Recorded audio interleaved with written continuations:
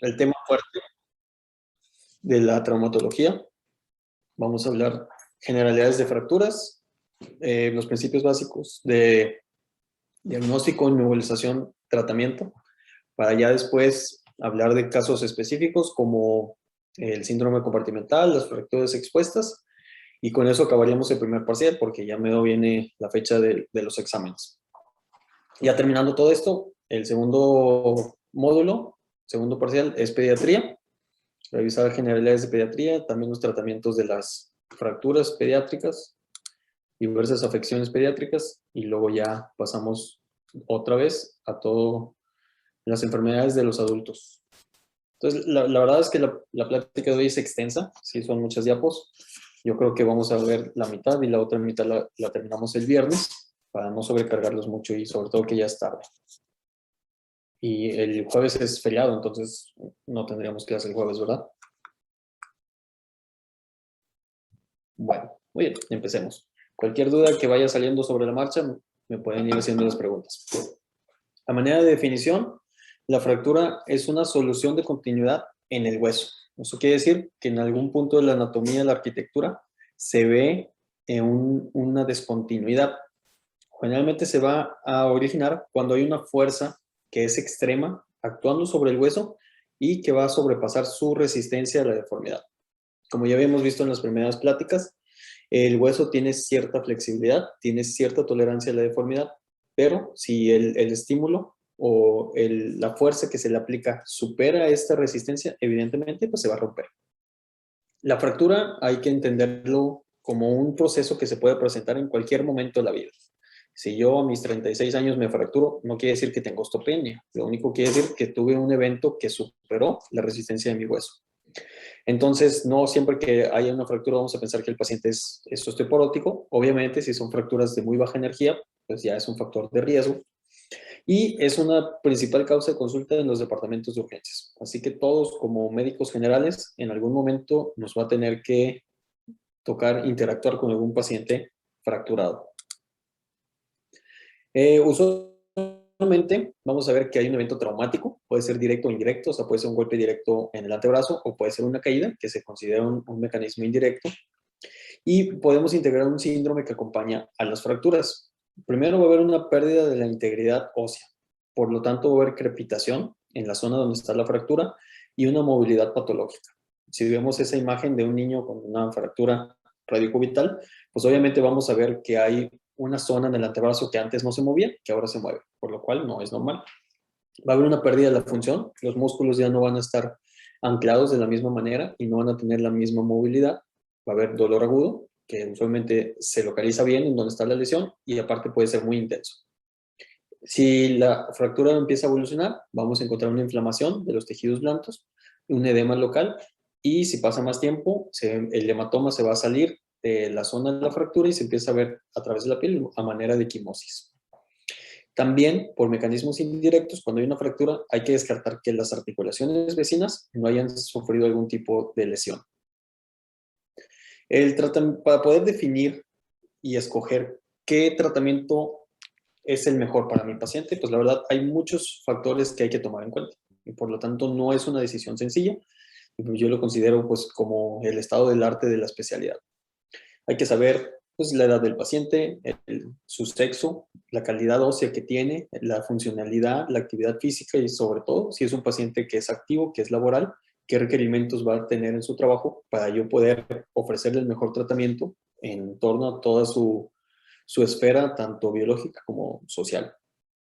La consolidación, pues ya hemos visto que depende de factores del huésped, como el estado metabólico, el tipo de trazo, y si el paciente usa algún tipo de medicamento, algún tipo de droga, también puede influenciar o retrasar la consolidación de la fractura. Como vamos a ver durante el tema de hoy, hay manejos conservadores y quirúrgicos para las fracturas. Y pues con esta plática vamos a tratar de que ustedes tengan las bases de poder identificar cuando una fractura se tiene que operar o cuando una fractura se puede manejar con un yeso o con algún tipo de inmovilización. Entonces, primero, hablemos específicamente de las fracturas. La fractura puede ser con mecanismos directos o indirectos y dependiendo si el mecanismo es directo o indirecto, nos va a dar algún tipo de trazo específico. Entonces, para nosotros estudiar la fractura, tenemos que saber qué tipo de trazo tiene, cuántos fragmentos hay en la fractura, en qué parte del hueso se encuentran y hasta dónde se extienden, si hay desplazamiento y si hay angulación. En base a estos 5 puntos, cualquier persona, si lee una descripción completa de una fractura, puede idearse si la fractura requiere o no de una cirugía. Entonces, de aquí en adelante, cada vez que yo les pida hacer descripciones de radiografías o presentar casos, quisiera que me incluyan estos 5 puntos en las descripciones de sus radiografías. Y ahorita vamos a ver ejemplos y vamos a ver cómo se hace. Hablando de la biología en la fractura, hay un término que nosotros usamos mucho que se llama el foco. El foco es el centro de la fractura, es un espacio teórico o virtual que realmente no existe, pero se forma después de que el hueso empieza a sangrar y es en donde se localizan la mayor parte de los fragmentos de la fractura. Ahí es donde se va a generar el hematoma que ya vimos en la clase de reparación, que va a hacer la consolidación del hueso. Y como también vimos en esa clase, el grado de movimiento en el foco o entre los fragmentos va a ser el principal determinante si una fractura pega o no. De cuando una fractura se vuelve un callo blando, callo óseo, o cuando se va hacia el otro lado, que es una pseudoartrosis. Entonces, a grandes rasgos, hay 2 tipos de trazos, el trazo simple o el trazo complejo. El trazo simple, a su vez, se subdivide en 3, el espiroideo, el oblicuo y el transverso. Y los complejos van a ser aquellos que tienen más fragmentos. Puede ser un tercer fragmento en ala de mariposa, un tercer fragmento espiroideo, puede tener más fragmentos y considerarse multifragmentada, pueden ser demasiados fragmentos muy pequeños y considerarse conminuta, o en el peor de los casos puede haber una pérdida de hueso, sobre todo en fracturas expuestas, por ejemplo en la tibia. Los accidentes en motocicleta a veces el paciente sufre una lesión tan grave que alguna parte de la tibia se queda en la zona del accidente y pues obviamente son lesiones muy severas y de muy difícil tratamiento. Si nosotros empezamos con los trazos simples, vamos a ir de lo más sencillo a lo más difícil y este es en base a la clasificación AO.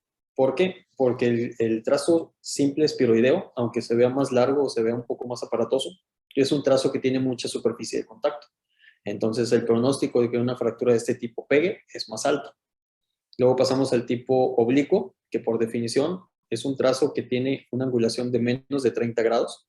Y para hacer esta angulación, trazaríamos un eje en el centro de la diáfisis y de ahí mediríamos la angulación que forma con el fragmento distal o proximal. Mayor de 30 grados. Si el ángulo es menor de 30 grados, se considera transverso, como se ve aquí, como si fuera un corte horizontal. Si nosotros comparamos estos trazos, obviamente en un trazo transverso donde el hueso tiene que embonar perfectamente y se mueve tantito, se va a desplazar, es más difícil estabilizar un trazo transverso que un trazo espiroideo, que va a tener más superficie de contacto y a lo mejor el hueso tolera mucho más movimiento antes de que se llegue a desplazar. Este mismo tipo de trazos los podemos ver alrededor de las articulaciones que se llaman periarticulares o yuxtaarticulares y vemos los mismos ejemplos, un trazo simple espiroideo, un trazo simple oblicuo, un trazo simple transverso. Cuando pasamos a los trazos con tercer fragmento, el tercer fragmento más sencillo, por así llamarle, es el ala de mariposa. Es como si estuviéramos viendo una mariposa desde arriba. Y esta ala de mariposa se puede fragmentar. Entonces ese se conoce como tercer fragmento fragmentado. Vaya la redundancia. Un tercer fragmento puede ser la diáfisis completa, que se conoce como un trazo segmentario, porque hay un segmento completo en la parte intermedia. Y si ese segmento se fragmenta también, se le conoce como fractura segmentaria fragmentada. Este mismo tipo de trazos los podemos encontrar en las articulaciones. Tenemos trazos articulares simples con un tercer fragmento, trazos articulares simples con conminución en la metáfisis y trazos severos con conminución en la metáfisis, así como en la articulación. ¿Hasta aquí alguna pregunta? No, doctor. Muy bien. La localización, como ya lo hemos visto, depende de la topografía del hueso. Básicamente el hueso del adulto, le digo, tiene 5 partes, que son 2 epífisis, 2 metáfisis y una diáfisis. Si estamos hablando del hueso pediátrico, pues a eso le agregamos las fisis, tanto proximal como distal. Entonces, para poder decir en qué zona está mi fractura, pues yo la debo escribir como una fractura diafisiaria, metafisiaria, epifisiaria, de trazo simple, de trazo fragmentado, en tantos fragmentos. Y vamos a seguir viendo más adelante cómo se añaden los términos. Si el hueso no es un hueso largo, si es un hueso irregular, usualmente se va a dividir en un cuerpo, en un cuello o en algún tipo de apófisis, como lo vemos en los huesos del carpo, en los huesos del tarso o las vértebras, que también son huesos irregulares. Pero ya cuando hablemos específicamente de cada uno de ellos, los vamos a describir. Ahorita más que nada vamos a ver a los huesos largos de las extremidades. Entonces, el desplazamiento es el grado ¿cómo podemos decirlo?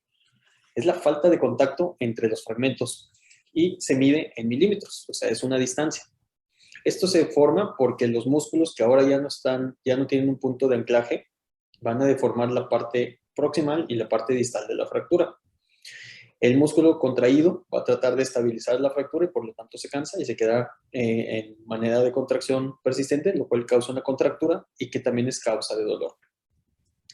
Generalmente vamos a definir hacia dónde se desplaza la fractura para tener una idea de cómo se va a reducir. Por ejemplo, si aquí estamos viendo un fémur derecho, yo estoy viendo que mi fragmento distal está desplazado hacia medial, o sea, hacia la línea del centro. ¿Por qué? Porque hacia allá estaría la pelvis. Siempre vamos a tomar como referencia el fragmento distal, porque asumimos que el fragmento proximal está en una anatomía normal. Entonces, si volvemos a ver el caso del fémur, vamos a tener una fractura sin desplazamiento. Puede haber un desplazamiento en un solo plano, como vemos aquí. En la proyección lateral se ve bien, pero en la proyección AP sí hay un cierto desfasamiento. Y si nosotros viéramos un corte transversal del hueso, pues lo veríamos así, ¿verdad? O sea, no está, en un plano está en eje, pero en el otro no. Puede estar perdido el eje en ambos planos, como vemos aquí, es un desplazamiento completo. Y puede haber incluso acortamiento de la extremidad, que esto usualmente es muy común. Se puede denominar acabalgamiento, cuando ambos fragmentos están en el mismo plano, pero en distinta situación. Si nosotros tenemos trazos oblicuos, también van a generar cierto acortamiento y puede haber, bueno, y el problema de tener un trazo cabalgado es que la extremidad va a perder altura, como vemos aquí. Si está cabalgado, obviamente, estos 2 centímetros van a condicionar que esa pierna se vea más corta que la otra. ¿Alguna pregunta? No, doctor. Ok. Aquí vamos a ver el ejemplo de unas fracturas pediátricas. Por ejemplo, tenemos una fractura con un trazo mínimamente desplazado, que es esta en la imagen A, que se conoce como la fractura por compresión. Tenemos una fractura metafisiaria de radio con una angulación, pero no hay desplazamiento. Y en el tercer ejemplo vemos una fractura metafisiaria de radio que está totalmente desplazada y está acabalgada. Entonces, de aquí radica la importancia de tener 2 proyecciones para el estudio de nuestras radiografías, porque a lo mejor en una proyección AP, este acabalgamiento se vería como una sola imagen en el hueso y uno podría pensar que no está desplazado. Y para eso necesitamos ver la lateral y ver si hay alguna interposición de los huesos. Ya hablando del adulto, generalmente no es tan difícil hacer los diagnósticos. Como el hueso ya no tiene fisis, a veces es mucho más evidente. Y por aquí, por ejemplo, vemos también cómo se ve un acabalgamiento en una fractura de un antebrazo. Ahora pasando al segundo término, que es la angulación. Este representa el ángulo que van a formar los 2 fragmentos entre sí. Siempre que hablemos de huesos largos, vamos a saber que hay cierta angulación que se tolera y que el cuerpo puede vivir con él sin tener alguna repercusión. Y esto también resulta de la acción de los músculos. Entonces aquí trazamos una línea a lo largo del eje mayor de cada diáfisis y medimos el ángulo que forman entre sí. Y así podemos decir, esta es una fractura de fémur con una angulación aproximada de unos 30 grados y un desplazamiento hacia medial de más o menos el 25% de la fractura. Entonces, siempre vamos a tratar de definir hacia dónde se desplaza el fragmento distal. En este caso sería un desplazamiento hacia lateral y en esta tibia es un desplazamiento hacia anterior. ¿Por qué? Acá está la rótula, quiere decir que hacia acá está adelante la parte anterior del paciente, la parte posterior sería hacia acá, y la angulación va hacia allá. De igual manera que con el desplazamiento, cuando hay angulación, pues se va a perder la longitud completa de la extremidad y por lo tanto se va a condicionar una cierta acortamiento en la extremidad. Y por eso es que la angulación se debe corregir. Si no la corregimos, pues esa extremidad, aunque puede quedar de la misma longitud, va a condicionar un acortamiento funcional para el paciente. Entonces puede haber angulaciones hacia volar, hacia dorsal, y en ambos casos pues tratamos de corregirlos al momento de hacer una reducción. Si vemos esta imagen de una fractura subtrocantérica en un paciente joven, pues vemos que hay un desplazamiento completo con cierto cabalgamiento y una angulación también muy severa. Y esto es debido a que hay muchos músculos que están actuando a nivel de la cadera, sobre todo de la parte subtrocantérica, que hacen este tipo de deformidad. Por eso las fracturas subtrocantéricas son consideradas de las más difíciles de reducir, porque son demasiadas las fuerzas a las que tenemos que contrarrestar. Entonces, por ejemplo, aquí en nuestra primera imagen, vamos a ver Erika Hernández. ¿Cómo nos describes esa fractura?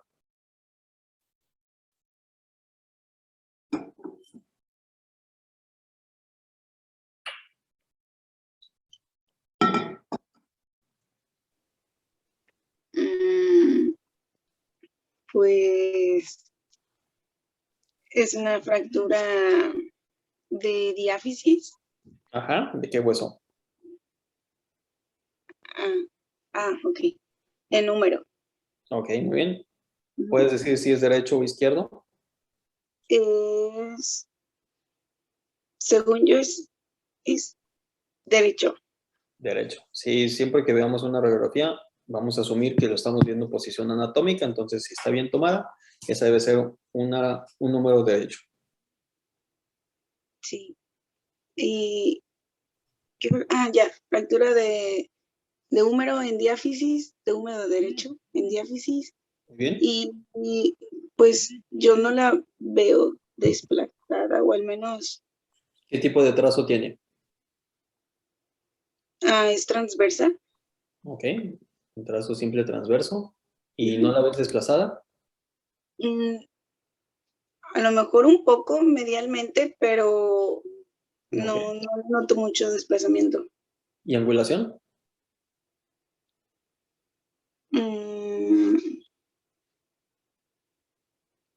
No sabría decir lo de la angulación. Bueno, no se ve ni desplazada ni angulada. Por ejemplo, comparada con esta, Sí, esa sí se ve mucho más. aquí, ¿cómo la describirías? Esa igual sería fractura de húmero de izquierdo. Muy bien. Y esa está desplazada medialmente. Ajá. Y acabalgada. Sí, No se ve sé. acabalgada porque hay un fragmento arriba y hay un fragmento abajo. Y aparte está angulada. Sí, y aparte está angulada. Y también tiene una cierta angulación que así a ojo de buen cubero son como unos 15 grados. Y si la comparas con esta última imagen,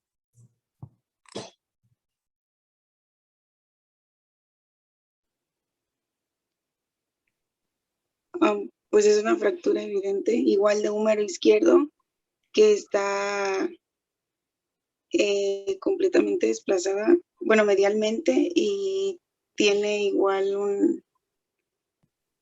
una angulación bien definida. Es que no sé cómo describirla. ¿hacia dónde está angulado? O sea, si tuvieras que definir hacia dónde se anguló, ¿hacia dónde podrías decir? Acuérdate que tomamos en cuenta el fragmento distal. Pues medialmente. Pues aquí ya no es medial porque mira, yo estoy viendo el codo abajo. Entonces, esta no es una P, es una lateral de húmero.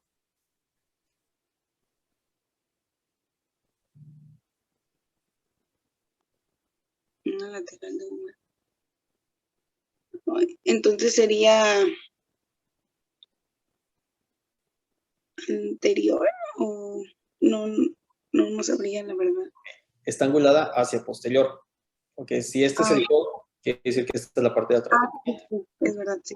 Perdón. Estamos viendo el hombro en eje y el codo se fue para atrás. Esta tiene una angulación, pues así, digo, a grandes rasgos, como 45 grados, está cortada y está cabalgada.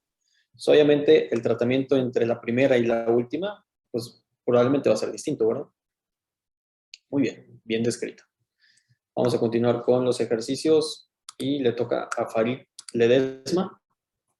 ¿Nos puedes describir esa radiografía? Sí, es una fractura de fémur, Bien. fractura transversa, que no se ve que no se ve cabalgada y que, bueno, no veo una angulación muy, muy grande. ¿Muy grande o no Eso muy es grande? no muy grande. Perfecto. Sí, pues ¿qué tipo de trazo me dijiste? No dije, bueno, es transversal. Muy bien. Entonces, fractura de diáfisis del fémur, más o menos en 3,5, un trazo transverso, levemente angulada, a lo mejor tiene unos 5 grados de angulación, levemente desplazada, sí está un poquito movida hacia el medial, pero, o sea, no está cabalgada. Perfecto. Ahora, Gerardo Rodríguez, ¿nos puedes describir esta radiografía?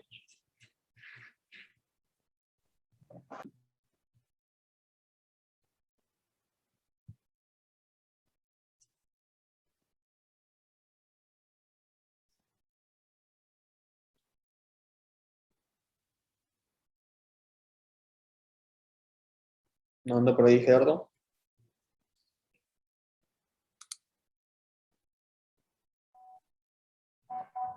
¿Me escucho? Ya te escuchas. Pues es una fractura de codo, Ajá. ¿Puedes decir qué codo es? mm, el izquierdo. Muy bien. ¿Codo izquierdo? ¿Cuál es el hueso fracturado?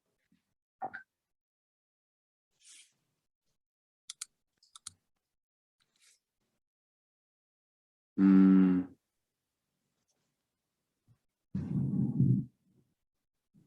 es el húmero en su epífisis distal. Perfecto. ¿Es un trazo simple?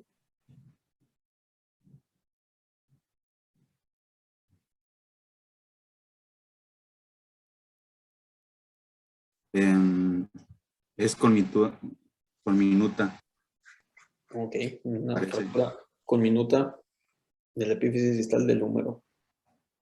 En vez de angulación o desplazamiento entre los fragmentos.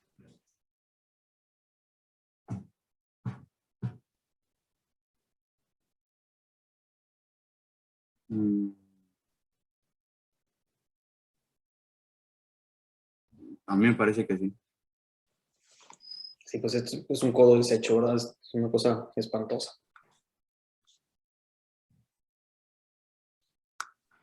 Y vamos con la siguiente. Sheila Trejo, ¿nos puedes describir esta radiografía?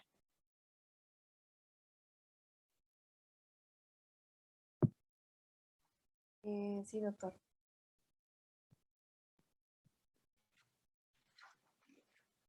Pues es una fractura de cubital Ajá. que está desplazada, bueno, está cabalgada. ¿Cuál es el hueso fracturado? Es el cúbito. ¿Nada más el cúbito? Ah, también el radio, Ok. los dos. ¿Desplazada? Ajá, desplazada, cabalgada, Ok. ¿Cuál está cabalgado? ¿El radio, el cúbito? los dos, ambos. Los dos. Muy bien. ¿Podrías decir qué tipo de trazo es? Mm, podría ser en espiral, ¿Y cuál está en espiral? el cúbito, Ok, muy bien. ¿Y el radio cómo lo ves? transversal. Transversal. Ujú. Perfecto. Y este huesito que ves ahí, ¿qué crees que sea? Eh, pues del mismo cúbito. Ujú. ¿Cómo se llama eso? Hojuela. El tercer fragmento. Tercer fragmento. Muy bien. ¿Algo más que le veas a la fractura? ¿O algo más que te llame la atención?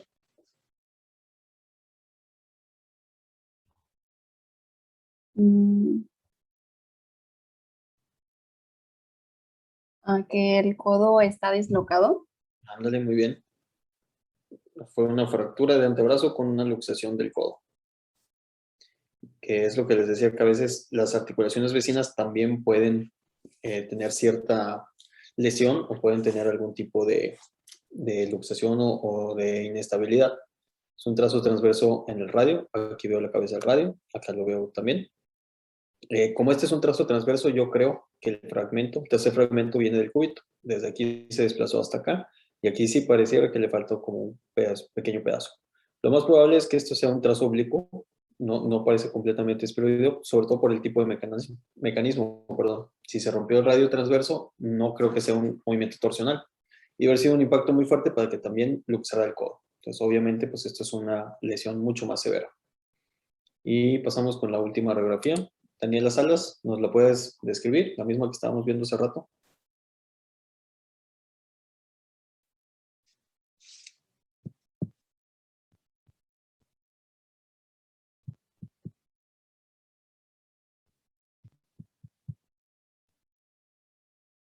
¿No anda Daniela por ahí?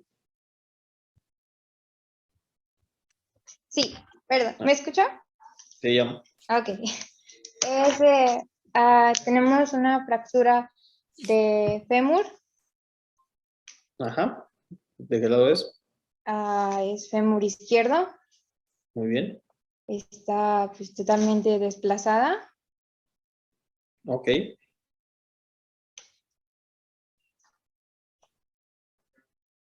¿Qué tipo de trazo es? Mm,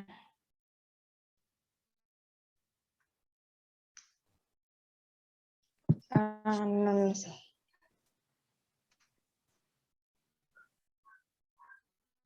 Pues es que, bueno, transversal no es porque todavía tiene como que una Tiene un pedacito. bote ahí, ¿verdad? O sea, no puede ser un transverso. Sí. ¿Parece un espiroideo? Podríamos llamarle, ¿dónde? ¿Parece un espiroideo? No sé si podríamos llamarle espiral u oblicua. Ok. Entonces, desplazada así, angulada. Sí, Muy bien. Acabalgada. no. Bueno, sí está cabalgada porque el fragmento distal está sobre el Ok. fragmento proximal. Si está angulada, pues sí se ve cierta angulación entre uno y otro. Este es un trazo oblicuo.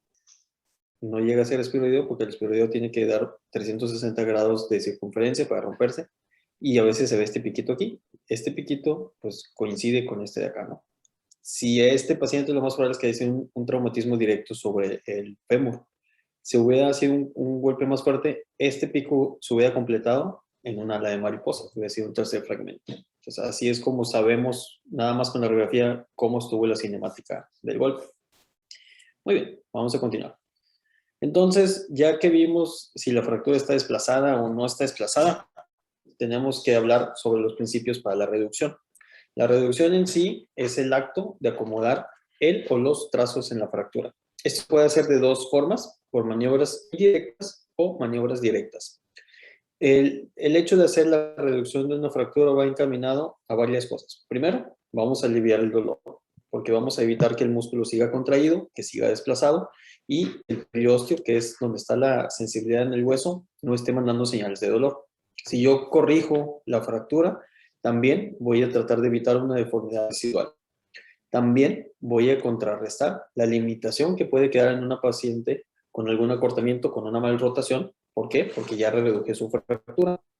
También va a ser mucho más estético ver un brazo derecho que un brazo chueco. Y finalmente algo importante es que mientras la fractura está desacomodada, aumenta el riesgo de trombosis por la triada de hecho. Entonces tenemos que acomodarla para evitar que haya ese riesgo persistente de trombosis y sobre todo en las fracturas de los huesos largos como el fémur o la pelvis o el húmero también. ¿Cómo podemos reducir una fractura? Pues lo más común es aplicando una tracción. ¿En qué se refiere aplicar una tracción? Pues es jalar a la extremidad, jalar el fragmento del hueso para que este brinque, por ejemplo, cuando encontramos estas fracturas acabalgadas o con cierta impactación y pueda llegar hasta su posición habitual. Entonces, vamos a estar viendo el ejemplo de las fracturas de radio, como esta de aquí, porque la fractura de radio es la más común del adulto y creo que es la fractura en donde podemos aplicar todos los principios de una manera más didáctica. Entonces, la ligamentotaxis se refiere al hecho de estirar o darle tracción a esta extremidad para que los ligamentos se tensen. Y una vez que los ligamentos estén tensos, nos van a ayudar a mantener a la fractura en su lugar. Para poder hacer una buena reducción, usualmente necesitamos que hacer una manipulación en el paciente. Entonces, lo ideal sería ponerle analgesia o anestesia a este paciente para que tolere la manipulación y que nos permita hacer la reducción de la manera menos traumática posible. ¿Alguien sabe cuál es la diferencia entre analgesia y anestesia?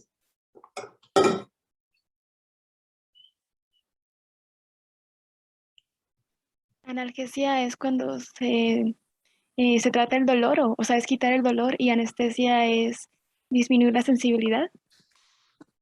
Exactamente. La analgesia es quitar el dolor y la anestesia es quitar la sensibilidad. La anestesia pues es un procedimiento invasivo. La analgesia puede ser algo tomado o algo administrado de manera intravenosa.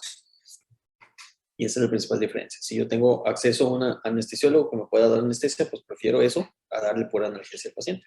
Entonces, un paciente con analgésico va a sentir la reducción, pero la va a tolerar mejor. Y un paciente anestesiado no va a sentir la reducción.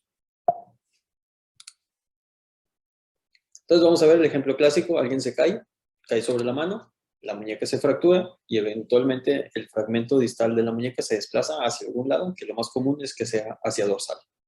Entonces nosotros tenemos que hacer una manipulación basada en la tracción y el tratar de acomodar con las manos del operador los fragmentos para llevarlos otra vez a su lugar.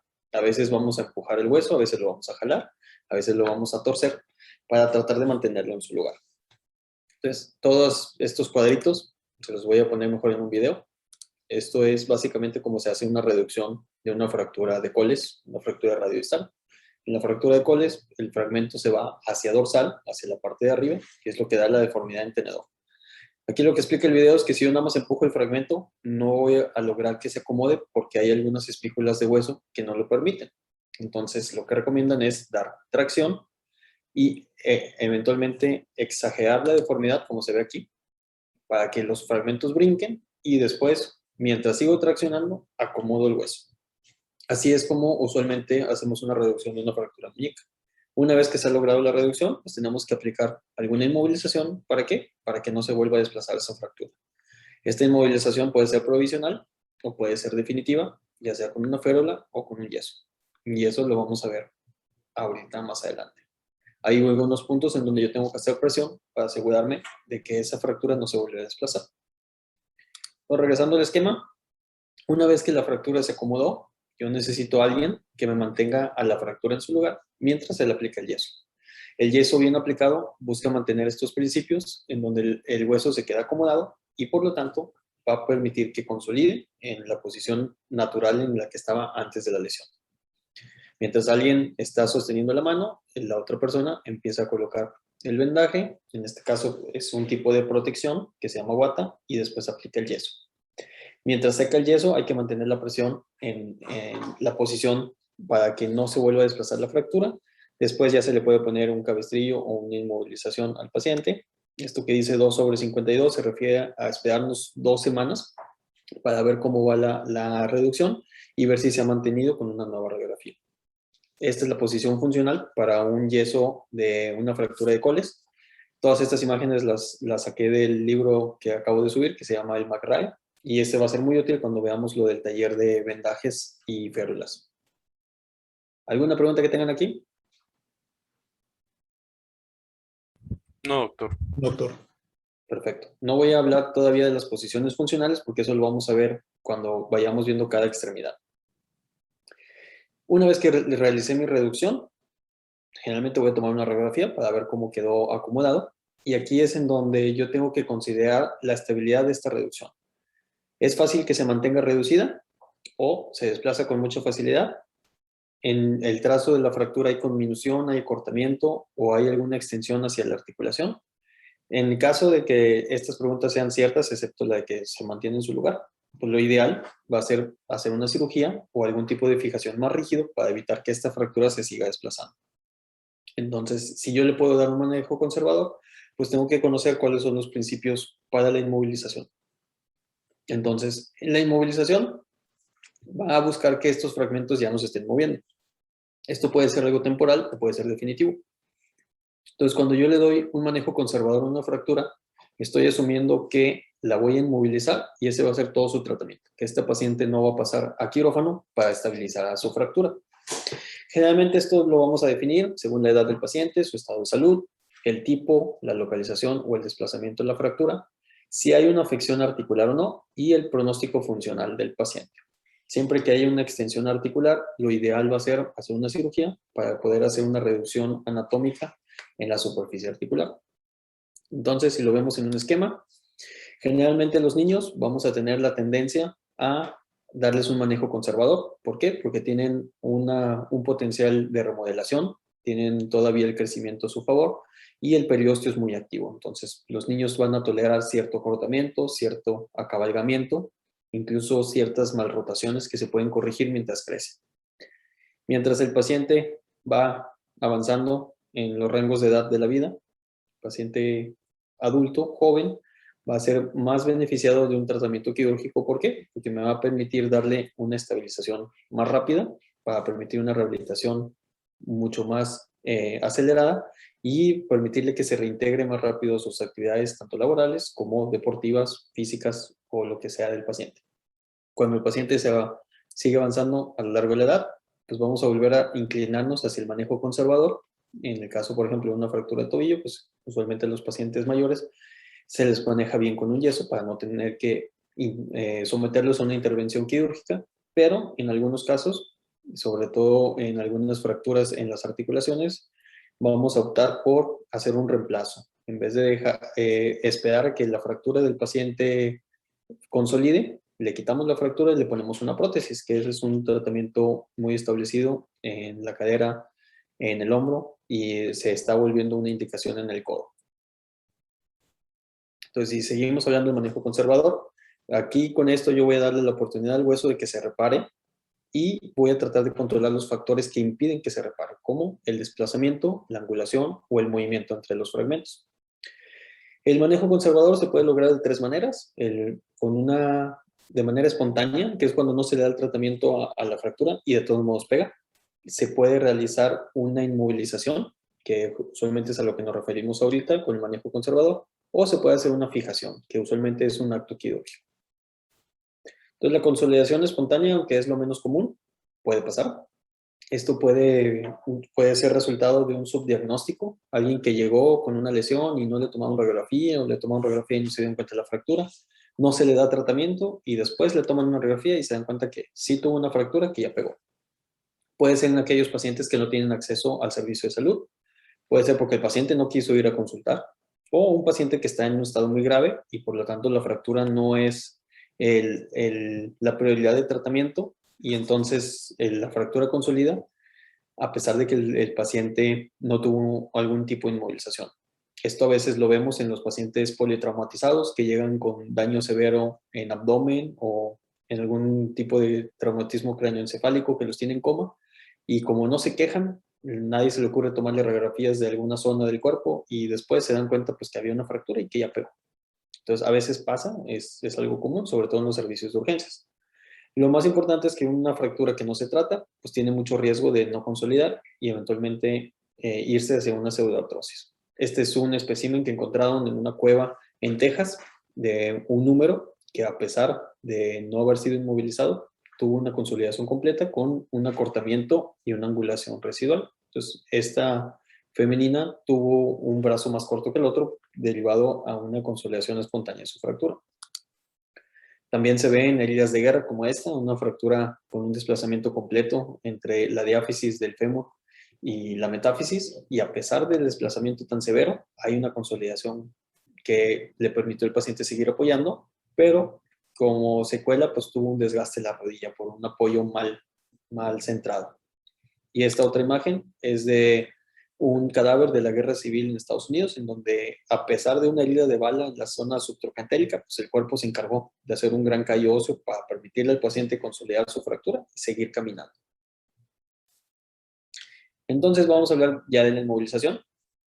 Como habíamos visto en el tema de reparación ósea, una fractura requiere estar inmovilizada para que el callo, el coágulo pueda madurar hacia un callo blando y un callo duro. Tiene que ser por lo menos de 21 a 28 días, y es usualmente el tiempo que vamos a aplicar los yesos por las inmovilizaciones. Hay tres tipos básicos de inmovilización, que es la suave, la rígida y la funcional. La inmovilización suave es una inmovilización que restringe el movimiento solamente de manera parcial, y generalmente vamos a encontrar micromovimiento en el foco. Usualmente es algo transitorio, es cuando el paciente no tolera un yeso, o tiene mucha inflamación en la extremidad y no le puedo poner un yeso, entonces le pongo un vendaje para que vaya bajando la inflamación, o porque simplemente no tengo el recurso. El ejemplo más común, pues, es aplicar una venda. Si alguien llega con una fractura y yo le pongo una venda, básicamente no le estoy haciendo nada, pero a lo mejor estoy tratando de que no se dematice más esa extremidad. Hay vendajes autoadheribles, son vendas que solitas se van pegando a sí mismo mientras la vamos poniendo, o vendajes compresivos que tienen cierta tensión. Yo creo que el mejor ejemplo de una inmovilización suave es el vendaje de Jones, como se ve en la imagen de ahí de la derecha. Primero se pone una capa de algodón, y luego se pone una capa con una venda, y luego otra capa de algodón, y luego otra capa con una venda. Y entonces esto hace que el algodón restrinja el movimiento. No es tan rígido como un yeso, se puede quitar nada más quitando las vendas, y es el vendaje antiedema que a veces usamos cuando una persona llega con una fractura en el tobillo, por ejemplo, y tiene mucha inflamación de los tejidos y no lo puedo operar o no le puedo poner un yeso, pues le pongo un vendaje de Jones en lo que mejoran las condiciones para ya darle un tratamiento definitivo. Y también sirve, pues, cuando el paciente va a pasar a quirófano o va saliendo de quirófano y la mano está muy inflamada, le puedo poner un vendaje de Jones en lo que se desinflama y luego ya se lo quitamos antes de irse a la casa.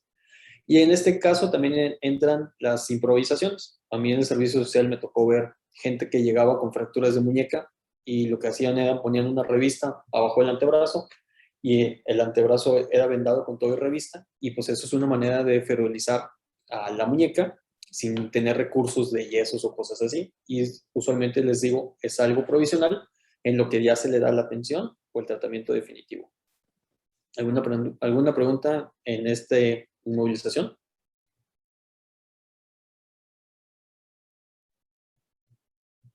Ok.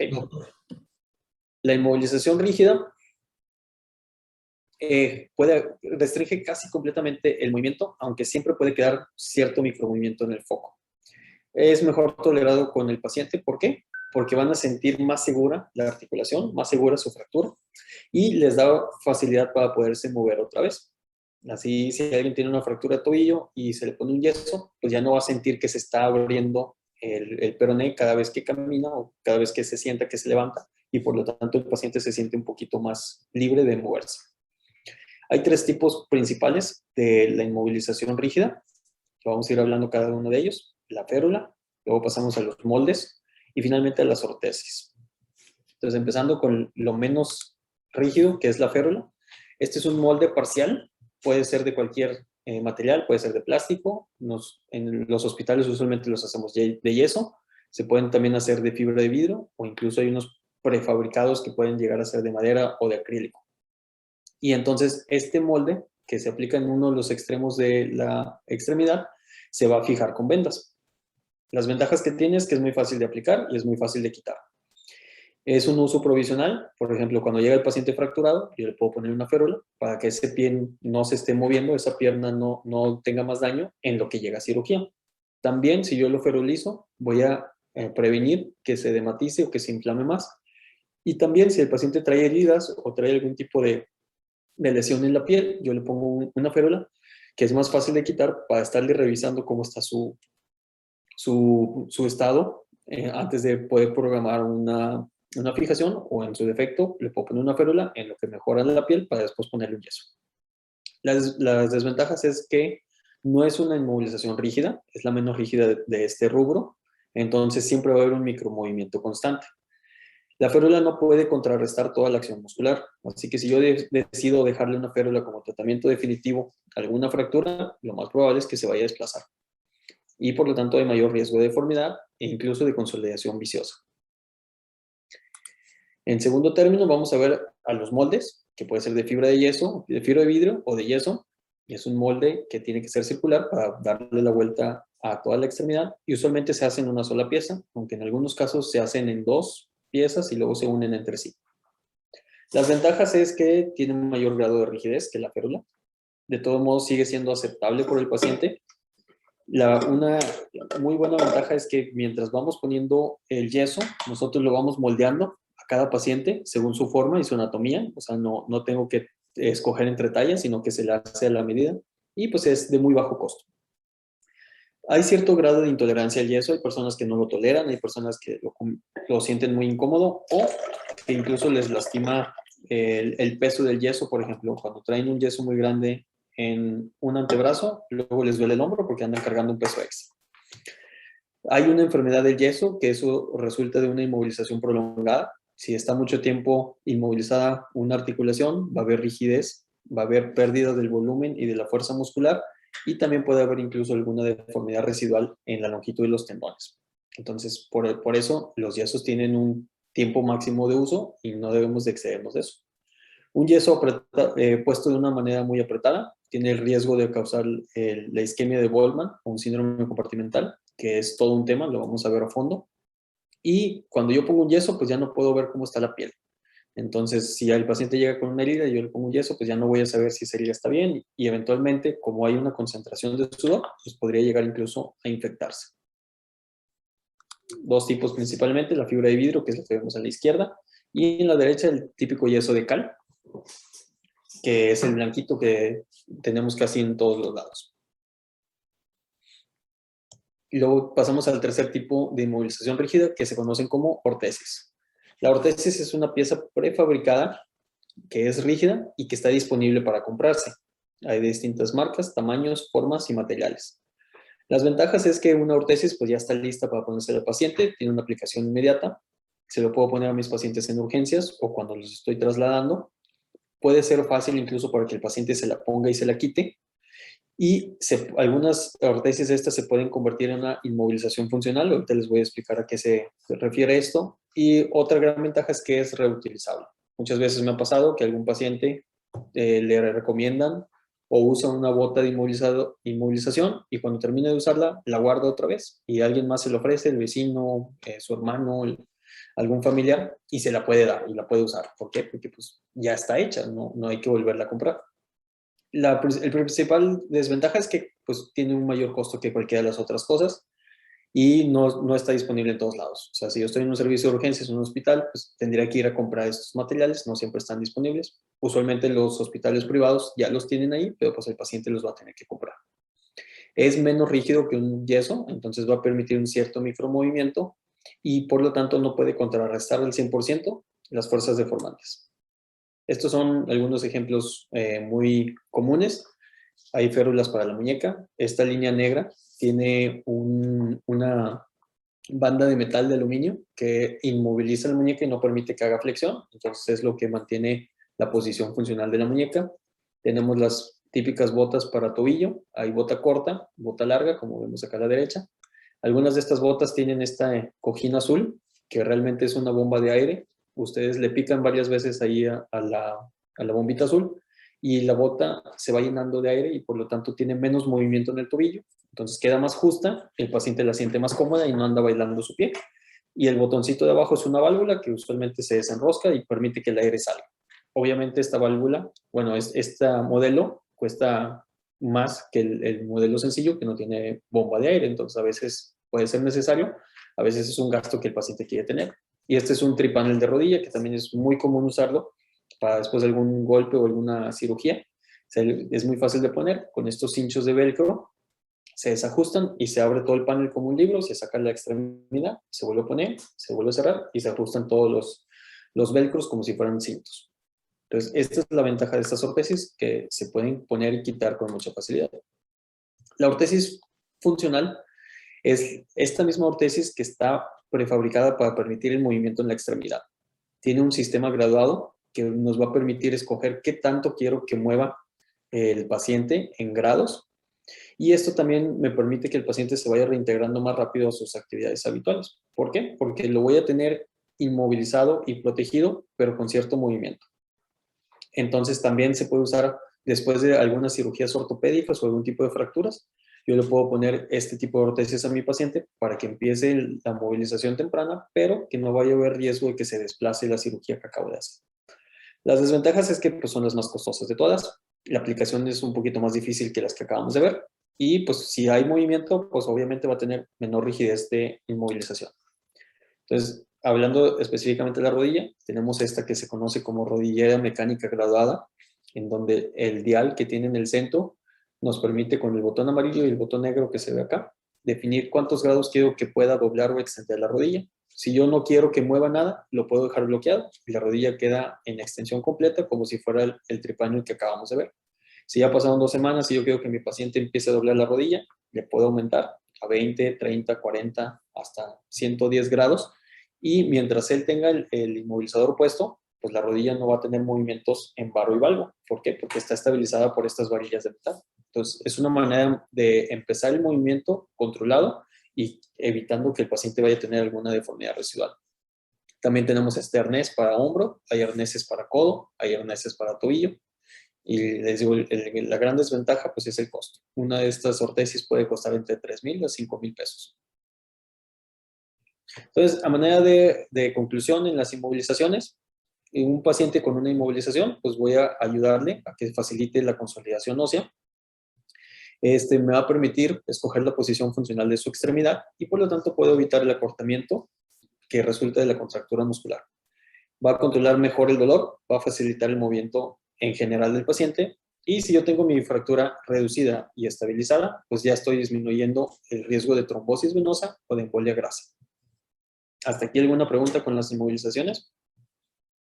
Doctor, me quedó duda con, al inicio, la férula, ¿esa también se puede hacer con yeso de cal o es otra cosa?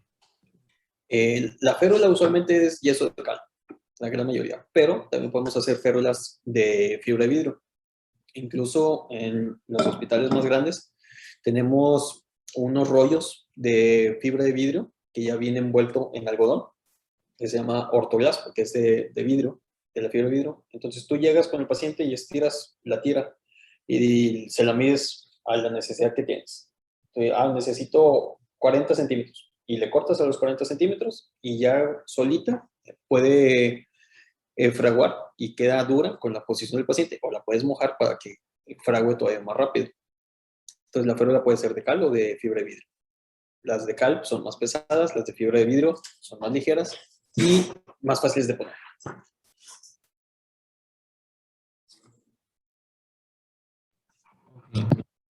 Okay. ¿Alguna otra pregunta?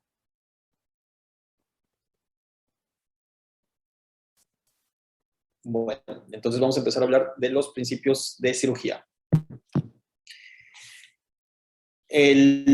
La fijación de fracturas generalmente se refiere a cuando hay un procedimiento quirúrgico que lo que busca es inmovilizar o impedir el movimiento en el foco de la fractura. El nombre común que le damos es osteosíntesis, que quiere decir hacer la unión de dos huesos. Confiere el mayor grado de rigidez y hay una gran variedad y abanico de tratamientos y de técnicas, que vamos a ver técnicas percutáneas a través de la piel, mínimo invasivas con heridas pequeñas, las técnicas abiertas donde nosotros vemos directamente el hueso y lo acomodamos, y técnicas mixtas donde combinamos cualquiera de estos 3 variantes. Entonces, a grandes rasgos, pues, ¿qué es lo que pasa? Yo tengo un hueso roto, voy a ir y le voy a poner una placa, y esta placa lleva unos tornillos, y cuando yo aprieto los tornillos, ¿qué es lo que hace? Empata hueso con hueso, evita su movimiento, lo mantiene rígido y por lo tanto la consolidación se acelera porque ahora el cuerpo ya no tiene que hacer un callo óseo, lo único que tiene que hacer es recanalizar el trazo de la fractura. Para todo esto, nosotros los traumatólogos tenemos una asociación que fue fundada en Davos, Suiza, y su nombre en alemán, traducido al español, quiere decir la Asociación de Osteosíntesis. Está escrito, no sé cómo se pronuncia, entonces nada más lo escribí.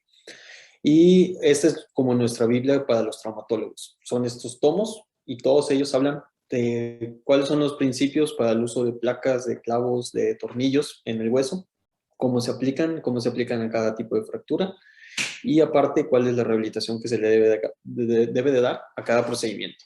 Entonces, siguiendo los principios de AO, nos dicen que, número 1, tenemos que saber identificar cuál es el hueso afectado con el tipo de trazos y la estabilidad que requiere esa fractura. Una vez que yo he podido estudiar bien a mi fractura, voy a tomar una decisión para hacer una fijación congruente a los principios de estabilidad. ¿Para qué? Para que al aplicar mi implante yo preserve la biología del paciente y todos estos tres grupos unidos van a permitir que el paciente se rehabilite de la mejor manera con una estabilización que le permita movimiento seguro, pero sin dolor. Entonces vamos a ver que el manejo quirúrgico de las fracturas va encaminado a acelerar el proceso de recuperación. Sin embargo, hay fracturas que tienen una indicación franca de cirugía. Entre ellas vamos a ver a los trazos articulares, aquellos que atraviesan el cartílago, o los que están muy cerca de la articulación, porque a veces no es tan fácil mantenerlos reducidos, por lo mismo que están dentro de la articulación. Si son huesos de carga, usualmente vamos a preferir operarlos en el paciente adulto, como el fémur o la tibia. Las fracturas expuestas generalmente van a requerir un tratamiento abierto porque ya hay una herida, entonces es mejor darle una estabilización más segura. Y como les comentaba, si hay una herida, yo le pongo un yeso, luego no puedo valorar cómo está la herida, entonces eso puede complicar mi tratamiento. Y cuando vemos articulaciones flotantes, que ya lo vamos a ver más a fondo, pero quiere decir que se fractura un hueso arriba y un hueso abajo de una articulación, entonces la articulación pierde su punto de apoyo y por lo tanto es más difícil de recuperar el movimiento. Entonces lo ideal es estabilizar rígidamente a los dos huesos para que esa articulación se pueda recuperar. Según el implante que yo voy a utilizar, hay implantes que son diseñados para técnicas abiertas y hay otros que están diseñados para técnicas cerradas. Entonces, generalmente cualquiera de los clavos se puede hacer, cualquiera de los implantes se puede hacer de manera abierta o cerrada. Lo único que va a cambiar es cómo yo reduzco esa fractura. Entonces, ¿cuándo decido yo si voy a hacer una fijación abierta o cerrada? La reducción de la fractura se puede hacer con el foco cerrado, como lo veíamos hace rato con las fracturas de radio, a través de la ligamento-taxis, o con el foco abierto. Y aquí es cuando hacemos la reducción directa. ¿A qué se refiere una reducción directa? Es que yo voy a manipular directamente al trazo de fractura, a los dos fragmentos de hueso, para encargarme de que queden parejos. Ya no estoy jalando yo la mano, ya no estoy jalándole el pie para tratar de acomodarlo sin manipular el hueso. Ahora lo voy a manipular directamente. ¿Cuáles son las ventajas de una reducción cerrada? Es que si yo no abro la piel, pues no se va a drenar el hematoma. Entonces el hematoma le está dando el pronóstico de la fractura. Si yo voy a hacer una cirugía abierta, pues ese hematoma lo voy a perder. Si yo voy a poner una placa, pues yo tengo que quitarle el periósteo al hueso en donde voy a poner mi placa, entonces estoy lastimando el periósteo también. Y generalmente, al hacer este procedimiento quirúrgico, voy a tener una alteración en la biología, lo cual evitaría si yo lo hago de manera cerrada. Entonces, la reducción puede ser abierta o cerrada y la fijación puede ser por fuera o por dentro. Y con estas dos circunstancias, pues voy a tener 4 combinaciones de tratamientos quirúrgicos. La reducción cerrada con una fijación externa, que es lo que hago, por ejemplo, cuando hago una reducción de muñeca, la fractura queda bien acomodada y le pongo un yeso, entonces no abrí el trazo y no puse nada por dentro. Sin embargo, también puedo hacer una reducción cerrada y poner un implante por dentro. Estos son con las técnicas mínimo invasivas o los clavos intramedulares. También puedo hacer una reducción abierta, pero después de haberlo reducido, poner algo por fuera, que puede ser los clavitos o un fijador externo. O lo más común, cuando yo abro la fractura, lo acomodo y le dejo algo por dentro, por ejemplo una placa, que es la reducción abierta y la fijación interna. Cada uno de estos pues tiene las siglas que usualmente usamos nosotros de manera coloquial. Entonces cuando ustedes escuchen la palabra RAFI, se van a imaginar que fue una fractura que se abrió y se le puso un implante por dentro. Cuando hacemos una reducción cerrada, pues a veces le ponemos así, RCFE, y es colocar un yeso de manera de manera conservadora o sin hacer un acto quirúrgico.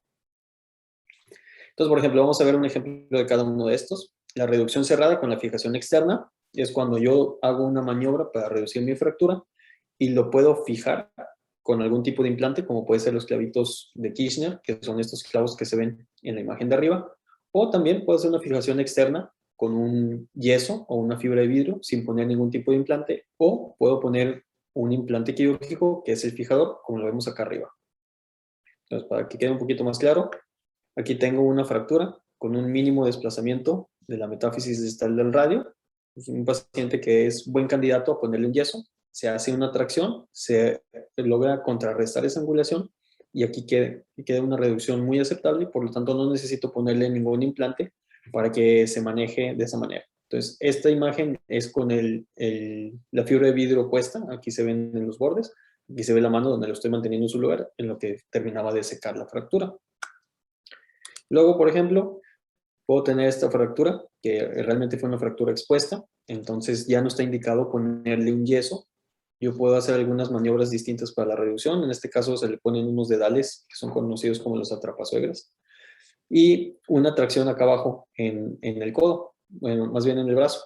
Entonces, esto hace que la fractura se distienda solita, se acomoda, y ya acomodada yo le puedo poner los dos clavos a través de la fractura para que ya no se esté moviendo y agregarle algún tipo de inmovilización externa, que ya no sea un yeso, en este caso es un fijador, como se ve aquí, así se ve un fijador puesto. Tiene generalmente 2 o 3 clavos por abajo de la fractura, 2 o 3 clavos por arriba, y están unidos por algún tipo de barra o algún sistema. ¿Hasta aquí alguna pregunta? ¿La fractura expuesta es donde está la gasa, doctor? Sí, pero ahí está cubriendo los clavillos. No se ve ahorita, pero la exposición había sido volar. Muy bien. ¿Puedo hacer una reducción abierta y una fijación externa? Sí, también. Generalmente intentamos hacer una reducción por maniobras directas, a veces porque la fractura no se acomoda, simplemente con la tracción. Y yo le puedo poner los clavitos o puedo poner el fijador externo. Pues usualmente si ya lo abrí, no lo voy a terminar poniendo en yeso. Un caso es esta fractura de muñeca, que está muy cercana a la articulación y que tenía un trazo parcialmente articular. Entonces, como les decía, las fracturas que son muy yuxtaarticulares, a veces es difícil mantenerlas en su lugar. Entonces, a este paciente le hice un abordaje dorsal por la parte de atrás y eso me permitió acomodar la fractura y ya una vez acomodada la fractura, se le pusieron los clavos para mantenerlos en su lugar y aparte el fijador. Entonces, aquí vemos el fijador en el fibroscopio y cómo se ve en la imagen por fuera y esto nos ayuda a mantener la fractura en su lugar. En este caso en específico, esa vez no había placas disponibles, lo ideal hubiera sido ponerle una placa, pero pues de eso, ponerle un yeso, pues esta fue la mejor opción para el paciente debido a las circunstancias del instituto. Otro ejemplo, este debe haber salido después, pero es una fractura sumamente inestable que estaba programado, sí estaba programado por una placa. Al momento de abrir y tratar de reducir la fractura, la placa no la podría mantener en su lugar, entonces a final de cuentas opté por ponerle un fijador externo, a pesar de que había sido un abordaje completo para una placa. Y con el fijador externo puesto en su lugar, con una buena reducción, logró la consolidación completa, como se ve en la radiografía del centro. Lamentablemente no se ven las otras del fluoro, ahí me faltó ponerle los efectos. Pero pues es otra opción, ¿verdad? No es lo ideal, pero a veces abrimos para poner un fijador, sí se puede hacer. Luego vamos a pasar a la reducción abierta, la fijación interna, que es el acto típico de poner una placa. Entonces aquí vamos a hacer una reducción por maniobras directas, donde yo personalmente voy y acomodo la fractura, ya sea con mis manos, con mis dedos, o con algún tipo de instrumento o pinza, y luego hago una fijación interna y definitiva, que puede ser solamente tornillos, puede ser un clavo centromedular. A veces abrimos el foco de la fractura para poder acomodar el clavo, no siempre lo podemos hacer cerrado, o lo más común, como les digo, es poner una placa. Hay dos tipos de placas, las placas convencionales y las placas anatómicas o bloqueadas. Ahorita no voy a profundizar en eso, pero la diferencia es que la placa convencional, el tornillo atraviesa el orificio de la placa y en la placa bloqueada, el tornillo está atornillado también a la placa y al hueso. Esta es una placa bloqueada. Aquí se ve el tornillo, tiene una pequeña rosquita arriba y los tornillos de abajo son tornillos convencionales, donde nada más está atornillado el hueso. hay distintas razones por las que ponemos uno u otro, pero le digo, ahorita no voy a profundizar en eso. Entonces aquí tenemos una fractura que al parecer está mínimamente desplazada. Yo veo que viene el trazo a través de la metáfisis y luego viene hacia adentro y entra a la articulación. Pero cuando la veo en la posición lateral, veo que toma a la mitad de la epífisis distal del radio. Entonces, esta fractura se conoce como una fractura de Barton, es sumamente inestable y por lo tanto requiere de una fijación rígida. Este tipo de fracturas las tratamos con una placa, con una pinza, reducimos los fragmentos para mantenerlos en su lugar, ponemos unos clavitos de manera provisional para que el hueso no se siga desplazando.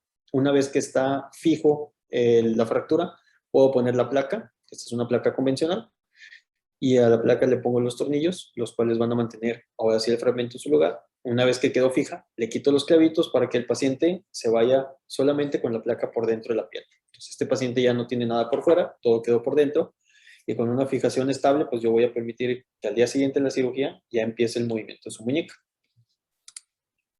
Aquí vemos otro ejemplo, una fractura completamente articular con un trazo en la estiloides y un trazo en el fragmento semilunar, que al momento de ser acomodada, aquí se ve dónde estaba el tracito, dónde está la estiloides, una placa bloqueada que está permitiendo que se estabilice la fractura en su posición normal, su posición anatómica, y que me va a también dar la oportunidad de hacer una recuperación más pronta. Otro caso más, una fractura en un hueso osteoporótico con un desplazamiento muy severo, una fractura de coles, pero totalmente extraarticular. Entonces, el paciente con hueso osteoporótico es un buen candidato a poner una placa bloqueada porque es un implante que va a tolerar mejor la deformidad y que aparte, como el tornillo está atornillado en la placa, le da mucha más rigidez a la construcción y por lo tanto es seguro incluso en el paciente que tiene mala calidad ósea. Así es como se ve una herida para este tipo de placas a través de la región palmar. Aquí estamos separando los tendones flexores de un lado, el nervio mediano del otro lado y ahí estamos poniendo los últimos tornillos de la plaquita. ¿Hasta aquí alguna pregunta? No, doctor. Muy bien, y nos queda la última opción, que es hacer una reducción cerrada y una fijación interna. Aquí vamos a hacer la reducción por maniobras externas, como si lo hiciéramos para poner un yeso, pero vamos a hacer una fijación interna definitiva. El ejemplo más claro es cuando colocamos un clavo centromedular, y actualmente hay mucho auge en hacer técnicas mínimo invasivas con placas que se llaman placas deslizadas, en donde nosotros acomodamos la fractura y metemos por un extremo la placa, se desliza a lo largo del hueso y luego se fija por los tornillos a través de la piel y nunca tuvimos que abrir el trazo o el foco de la fractura. Entonces, otra vez, si es una placa deslizada, se puede hacer con placas convencionales o con placas bloqueadas. Aquí, para continuar con los ejemplos del radio, el ejemplo que se puede hacer de una reducción cerrada de una fijación interna es con este clavo. Es un clavo elástico que se usa en los niños. Básicamente lo que hacemos es, tenemos una fractura desplazada de ambos huesos. Se hace primero una reducción provisional. Se mete por el otro extremo del radio, en este caso en el codo, un clavo que se puede moldear mientras van introduciéndose en el hueso, atraviesa el trazo de fractura y ahí se mantiene, y luego se hace lo mismo en el radio. Entonces, una vez que los dos huesos están estabilizados, se inmoviliza el paciente con una férula o a veces con un yeso, y esto permite que la fractura consolide con un desplazamiento que se puede tolerar con el crecimiento, que lo va a corregir, y una vez que ha pegado la fractura, después se le pueden quitar los clavos para que no se le queden por dentro. Es una técnica que vamos a ver en pediatría, es muy socorrida, se llaman clavos TENS, que quiere decir Titanium Elastic Nail System, y también hay otros de cromo, entonces esos ya se llaman CHEMS, y pues depende del material del que están hechos. Pero en el adulto joven no es común que hagamos esta técnica, por eso les puse un caso pediátrico. Y en el adulto mayor a veces la usamos, ¿por qué? Porque vamos otra vez a los extremos de la vida. Entonces lo podemos hacer de manera mínimo invasiva con una placa. El acrónimo es MIPO, que quiere decir Minimally Invasive Plate Osteosynthesis. Y por ejemplo, aquí hacemos una herida en el malleolo medial del tobillo, una herida por arriba, y se desliza la placa desde abajo hacia arriba, sin abrir o manipular directamente el trazo. Se pueden poner los tornillos abajo y arriba de la fractura de una manera mínimo invasiva. Yo les voy a presentar muchos casos de este tipo porque es una osteosíntesis que a mí me gusta hacer mucho. Y este caso, por ejemplo, de un clavo centromedular, que es el típico ejemplo donde podemos hacer una reducción cerrada y una fijación interna. Aquí, para terminar este caso, vamos a pedirle a Emanuel Narváez que nos describa esta fractura.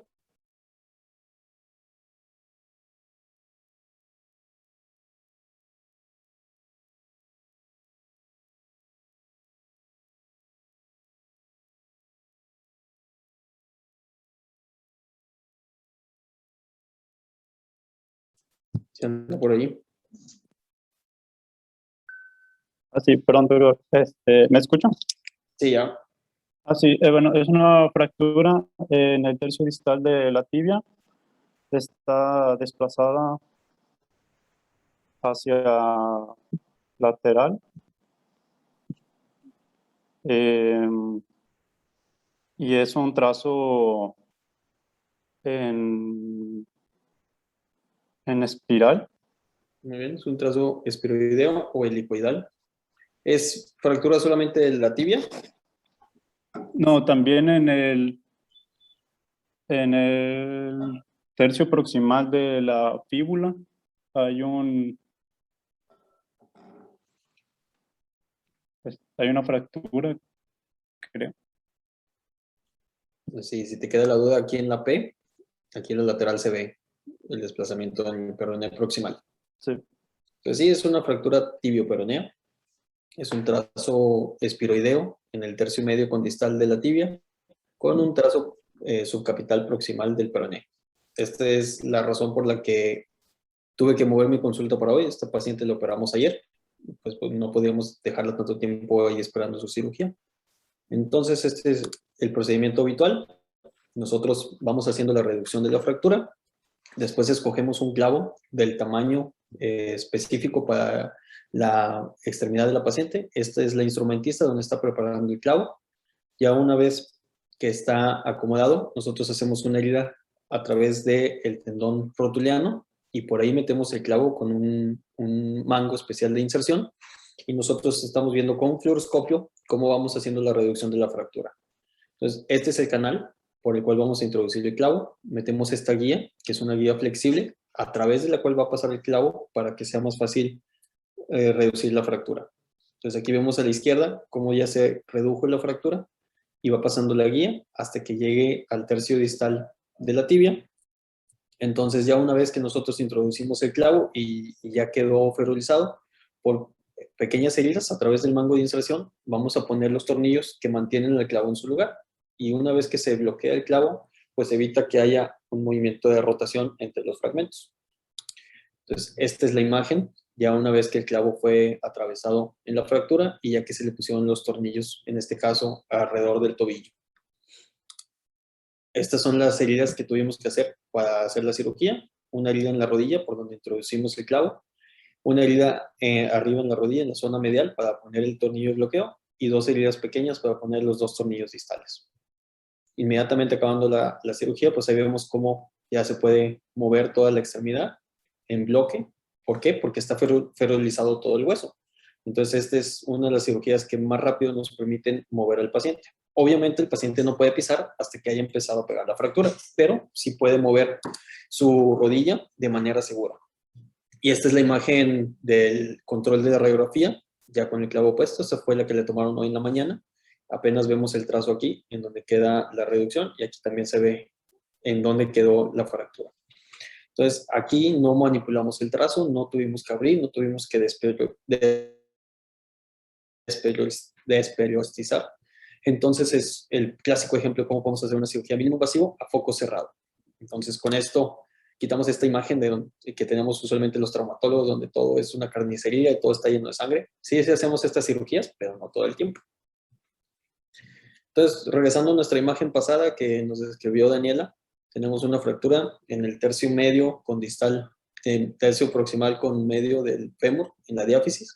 Entonces, a este tipo de fractura, pues yo le podría poner un clavo, yo podría abrirla y ponerle una placa, o podría ponerle un fijador. Entonces, ahí es en donde uno tiene que tomar la decisión y definir cuál es la mejor opción para el paciente, Si el paciente tiene que pagarlo, pues cuál es la opción que a lo mejor le sale más económica o más a su alcance, con cuál se va a recuperar mejor y cuál me va a ayudar a evitar las deformidades residuales en esta extremidad. Muy bien, ¿hasta aquí alguna pregunta? No, doctor. Doctor, en la paciente que mostró ahorita, comentó usted que era más fácil el movimiento, pero que no podía pisar ni nada de esto. Entonces, estos pacientes se manejan, no sé, se les deja a lo mejor alguna, ¿cómo le llamo? Fédula de movimiento, algo así, las que permitían como que pudiera tener movimiento, pero que no caminara, o se quedan ellos en silla de ruedas, o de qué forma, o se quedan en cama, simplemente hasta que ya solidifique la fractura. O sea, por ejemplo, en este caso, esta señora tiene 64 años, pues definitivamente no la voy a dejar en cama, ¿verdad? O sea, no quiero que se quede postrada. Se va a poder mover, usualmente con muletas, que es lo que le pedimos, pues que apoye con la otra pierna que está sana, pero que no me pise, perdón, la fractura de la pierna derecha, que fue la izquierda. Sí, a la izquierda, sí, a la izquierda. Que es donde va a cargar el peso, ¿no? O sea, la operada no puede pisar, pero la otra sí. Entonces, pues, ahí se puede mover fácilmente con muletas. Se puede andar en silla de ruedas, lo que se le haga más cómodo, pero yo le voy a pedir que ella esté doblando y estirando la rodilla, que empiece a hacer ejercicios en el cuádriceps, en el tobillo, que también lo mueva para arriba y para abajo. Y si mi fractura quedó bien estabilizada con el clavo, no necesito ponerle alguna protección secundaria. O sea, yo la puedo mover, nada más que ella no apoye. Me voy a esperar 3 o 4 semanas porque necesito ver que ya empiece a pegar esa fractura.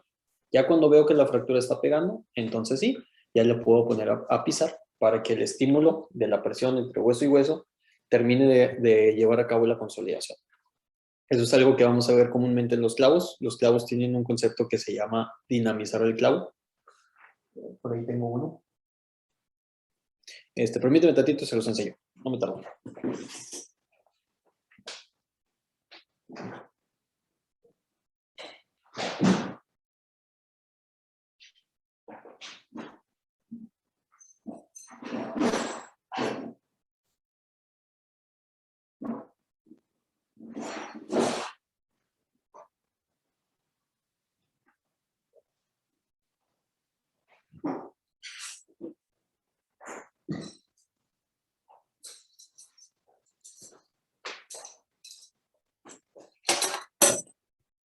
A ver, este es un clavo de tibia, muy similar al que le pusimos a la señora ayer.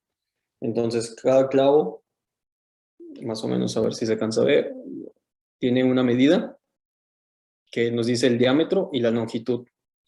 Entonces, yo mido a la paciente y le digo, bueno, pues sí, su tibia mide, ¿cuánto es? 32 centímetros, perfecto, le queda bien este clavo. Entonces, el clavo tiene un orificio ovalado, aquí se ve, un orificio ovalado y un orificio circular. Si yo le pongo un tornillo aquí, pues el clavo no se mueve ni para arriba ni para abajo. Pero si le pongo un tornillo aquí, va a tener este movimiento de clavo. Entonces, cada vez que el paciente pisa, el hueso va a hacer esto. Y eso estimula a que consolide más rápido. Entonces, el clavo se dinamiza cuando le dejo nada más el tornillo de arriba. Y esta es una placa bloqueada de fémur distal. Tiene orificios aquí ovalados y unos que tienen una pequeña rosquita. Entonces, esta es de titanio, es resistente, o sea, no se puede doblar, muy dura. Y esta es una placa convencional, esta es una placa de tibia. Usualmente son de acero. Si te das cuenta, los orificios no tienen rosca. Entonces, el tornillo entra al orificio, pero queda ahí flojo y se puede mover. Y acá no. Aquí cuando entra el orificio, se va a quedar atornillado en esta zona. Entonces, esa es la diferencia entre los implantes. Así que ya cuando quiero que pise, si el paciente tiene un clavo con un tornillo estático, se lo tengo que quitar. Y eso es lo que denominamos dinamizar el clavo. Ya cuando el clavo está dinamizado, va a permitir que cada vez que camine, estimule la consolidación. Y una vez que pegó la fractura, pues el clavo ya no hace ninguna función adentro del cuerpo. Lo único que queremos es que pegue la fractura. Una vez pegada, el peso del cuerpo lo va a transmitir su hueso y ya el implante ya no carga peso. ¿Ok? ¿Alguna otra pregunta?